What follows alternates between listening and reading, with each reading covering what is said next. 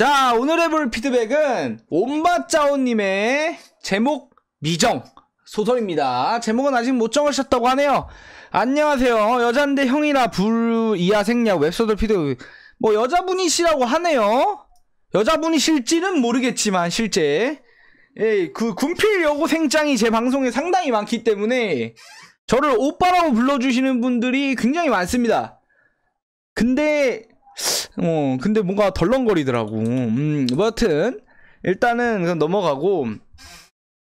자, 일단은 이분 소설은 들어가기 전에 가장 치명적인 문제가 있습니다. 정말 아주 치명적인 문제가 있는데 재밌지 않다는 문제가 있거든요. 이게 어떻게 접근해드려야 될지 모르겠는데 재밌지 않다는 문제가 너무 큽니다. 일단 요약을 해드리면 이게 프롤로그는 솔직히 뭔 내용인지 전혀 모르겠고요. 이 프롤로그 맞아. 프롤로그는 뭔 내용인지 모르겠고 그 다음에 지구의 운석이 떨어져요. 그러니까 여기서 동환이라는 아이가 버려져요. 동환이라는 아이가 부모님한테 버려집니다. 처음에 어머니에게 버려져서 다른 여자가 얘를 데려가요. 그래서 이제 양자로 길러요. 근데 이제 하늘에서 운석이 떨어지고 그 운석에 맞고 그 이모가 그러니까 자기를 양자로 받아준 여자가 죽어요. 네, 그게 1화의 끝이거든요. 진짜 끝입니다. 그거 말고 뭐 다른 내용을 아무리 눈을 씻고 찾아봐도 찾을 수가 없었어요. 자, 그래서 이 소설 프롤로그가 점점 더 의문인데 이후의 전개가 대체 뭔지를 모르겠어요. 봐봐요. 자, 일단은 이 프롤로그는 좀 느낌이 굉장히 달라요. 뭐냐면 프롤로그는 어떤 괴생명체가 나타나요. 괴생명체가 나타나고 인류를 대학살하기 시작합니다. 근데 주인공은 이상하게 괴물한테 공격을 안 받아요. 왜 안 받는지 몰라요. 그리고 주인공이 복수를 한다는데 뭐에 대해서 복수를 하는지도 모르겠어요. 주인공이 따분해 한다는데 왜 따분한지도 모르겠어요. 그래서 프롤로그는 무슨 내용인지를 모르겠다 라는 게 제 내용이고, 약간 디테일하게 피드백을 들어가 보면은 거리를 누비고 다니는 어떤 괴생명체에 의해 거리는 피로 물려. 이거 근데 제가 왜 그랬냐면 이거는 제가 좀 약간 국문학과를 굳이 그건 아닌데 어쨌든 글을 쓸 때 약간 이렇게 어떤 괴생명체에 의한 거리는 이게 이건 것보다 그냥 괴생명체에 의한 거리는이라고 하는 게 정확하게 말하면 이제 주어나 이렇게 조사 같은 거나 요런 거를 생략을 해주는 게 읽을 때 가독성을 좀 높일 수가 있어요.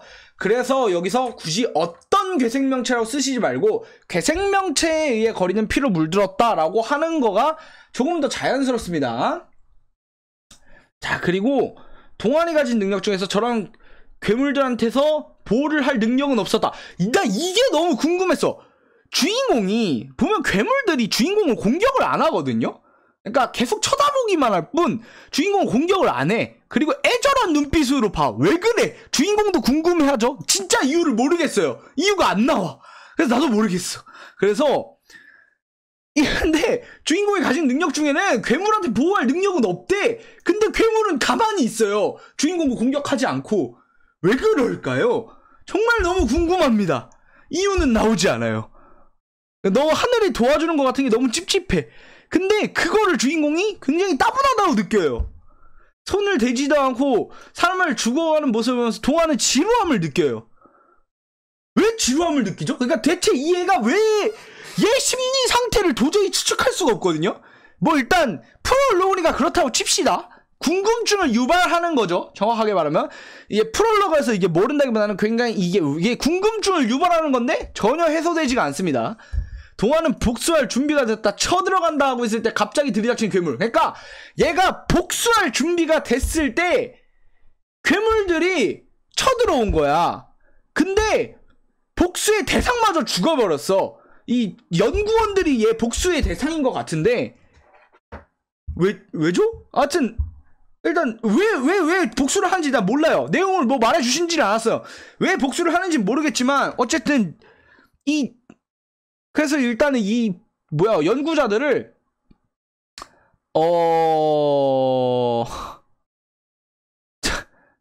자 이게 정말 두루뭉술합니다. 자기 인생을 속으로 던져서 뭐 불행한 연속의 나날을 섞게 돼. 그러니까 이게 존재를 쳐부십니다. 그러니까 뭐라고 해야 되지? 그러니까 뭔가 아마 뒤에 나오는 이 1화에 나오는 운석에서 나온 괴물들이었던 것 같아요. 근데 뭐 운석에서 나온 괴물인데 왜 연구원들한테 복수를 하는지 모르겠지만 어쨌든 일단 이건 넘어갑시다. 일단 운석인 것 같아요. 이 실수로 던진 돌이라는 것도 운석을 의미하는 것 같습니다. 여튼 이 프롤로그 자체는 뭐가 해소되지 않고 나가는데, 원래 프롤로그는 대부분 해소되지 않고 나가는 게 굉장히 많기 때문에 이 정도는 뭐 그렇다고 칠게요. 이거는 좀 나름 오케이입니다.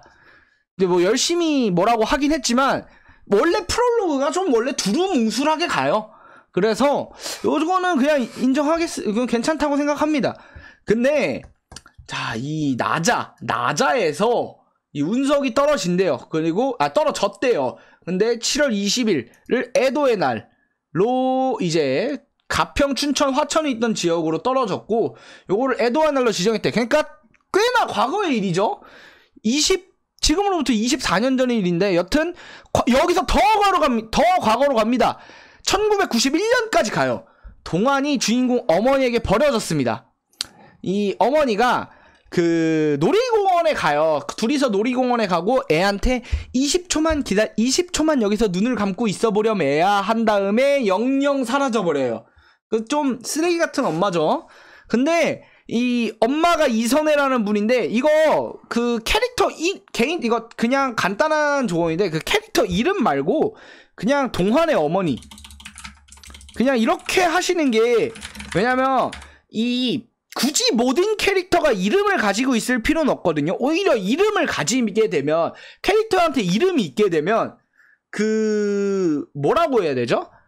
좀 사람들이 그 이름을 약간 보면서 기억을 해야 돼요. 그것보다 조금 더 직관적으로 보이게 하는 게 좀 더 좋을 때가 많아요. 예를 들어 뭐 금발 양아치라던가, 양아치가 다가왔다, 이런 식으로 하면은 이 금발 양아치의 이름은 막 예를 들어 뭐 발록 이런 거 쳐봐요. 근데 이런 것보다, 그러니까 발록이라고 나오는 것보다 그냥 금발 양아치라고 부르고 이름을 없애버리는 편이 조금 더 사람들이 이해하기가 쉬워요. 그러니까 좀 더 접근성이 좋다는 생각이 듭니다. 그래서 금발 뭐 요런 식으로 해서 이선혜라고 하지 말고 동안의 어머니라고 하시는 게 전 조금 더 좋다고 생각합니다. 자, 그리고 어머니는 이 아이를 뭐 그래도 그냥 버리고 싶어서 버리는 건 아니에요. 되게 구구절절한 이유가 있습니다. 그 쓰레기 같은 남자한테서 어찌 이 아이를 억지로 만들었든, 하여튼 속아서 만들었든, 그 이상한 남자한테 잡혀서 이 아이를 만든 것 같아요. 그래서 이 아이를 볼 때마다 그 남자가 떠오르고, 그래가지고 아이를 버려버립니다. 아이를 그냥 놀이공원에다가 갖다 버리고 도망가 버려요.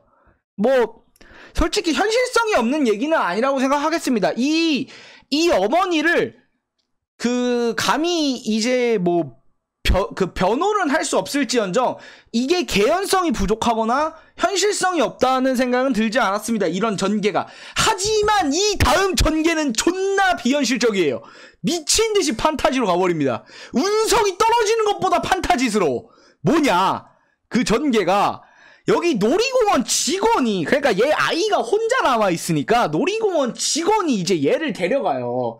놀이공원 직원이 얘를 데려가는데, 아이의 부모를 찾을 필요는 없습니다. 불러봤자 저는 찾으러 오지 않을 겁니다. 그러니까 엄마가 남긴 메시지야. 버린 거야, 얘를. 근데 갑자기 불쌍해, 잠깐 내가 입양할 수 있지 않을까? 와우! 나는 운석이 떨어진다는 것보다 이게 더 말이 안 된다고 생각해요. 말이 된다고 생각합니까? 갑자기 놀이공원 직원이 버려진 미아가 된 애를 보고 갑자기 내가 입양을 할 수 있지 않을까? 이거는 씨가 붙다가 살아 돌아와도 이건 말이 안 되는 소리입니다. 참대 저 아이는 내가 키운다. 고아원에 보내고 싶지 않은 걸 왜죠? 아니 진짜 봐요. 이게 그러니까 대화가 이게 끝이야. 이름이 뭐야? 강동원. 나이는 7살이요. 아니 너무 어이가 없어요. 말이 안 돼요 이거는. 그래서 이 전개에서 개연성이 지나치게 없거든요.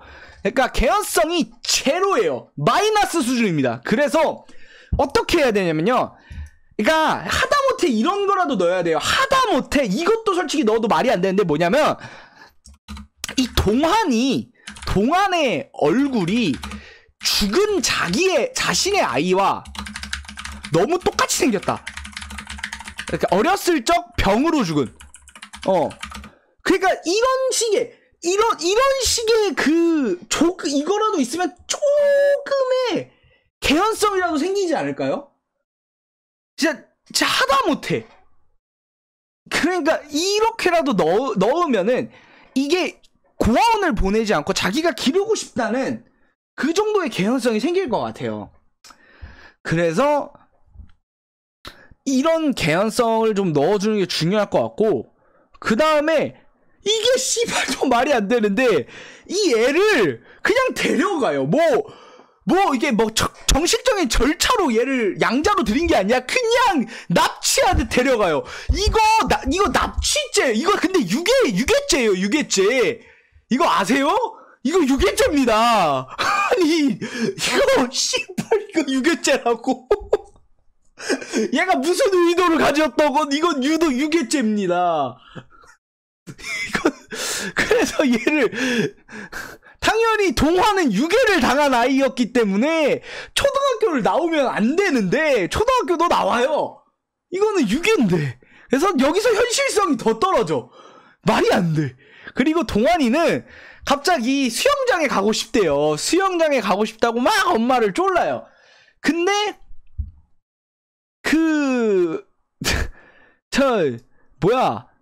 이시국이 왜 이시국이냐? 여기서 이제 운석이 떨어진다는 운석이 우리나라로 떨어진다는 소리를 들었다, 뉴스로. 근데 이시국이 어디를 가냐?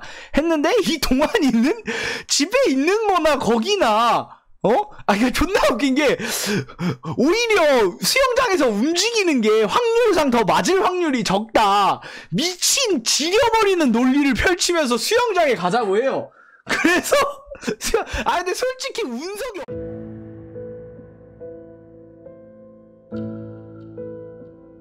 수영장에 떨어져요. 그래서 운석이 이쪽으로 떨어져서 이 자기를 납치했던, 그러니까 자기를 유괴했던 한나경이라는 이모는 이제 운석에 맞고 죽어버리고 말니다. 죽어버리고 마는데, 자, 동화는 이제 기절해서 깨어나고, 동화는 두 번째로 자신의 보호자를 잃어요. 자, 이게 1화의 끝입니다. 믿어지십니까? 이게 1화가 여기가 1화의 끝이에요. 자, 일단은 개연성이 중요하신 게 아닙니다. 자, 가장 중요한 피드백. 웹소설 독자들이 무엇을 좋아하는지, 어떤 것에 흥미를 느끼는지, 이 세일즈 포인트라고 하죠. 세일즈 포인트. 이게 제로입니다. 없어요. 아예 없습니다. 세일즈 포인트가, 내가 이 1화를 읽으면서 느낀 거는 정체 영문을 알 수 없는 괴물들이 날뛰는 프롤로그와 부모한테 한번 버려지고 운석을 수영장에 가자고 졸랐다가 운석을 맞고 두 번째 어머니를 잃은 아이밖에 보지 못했습니다. 이후에 어떤 전개를 기대해야 될지 전혀 모르겠어요. 그러니까 어떤 부분에 대해서 재미를 느껴야 되는지 아예 모르겠습니다. 그래서 제가 이거를 처음에 재미를 느껴야 되는 부분을 모르겠다, 재미가 없다라고 이렇게까지 말씀드린 부분이 세일즈 포인트가 아예 없어서 그래요. 그러니까 세일즈 포인트로 삼을 만한 소재가 전혀 없습니다. 그래서 이 부분은 좀 세일즈 포인트, 그러니까 웹소설 독자님들한테 어필할 수 있는 소재를 찾아보시는 게 더 중요한 것 같아요. 일단은 그게 먼저입니다. 개연성도 문제인데, 개연성은 제가 앞서 말씀드린 것처럼 이제 한나경이 이제 이 아이를 입양하려는 이유를 뭐 어떻게든 만들 수 있어요. 개연성은 솔직히 뭐 이 아이를 보니까 너무 예전에 자기의 죽은 아이처럼 생겨서 이래서 어떻게든 만들 수 있는데, 이거는 근본적으로 개연성의 문제가 아닙니다. 소재의 문제예요. 그러니까 세일즈, 상업성을 진짜 조금이라도 제발 고려해야 되는 그런 작품입니다. 뭐를 어떻게 써야 독자들한테 어필할 수 있을지 그 부분을 신경 써서 써주시면 다시 한번 써보시는 걸 추천드립니다. 이상 오늘 피드백은 여기까지였습니다.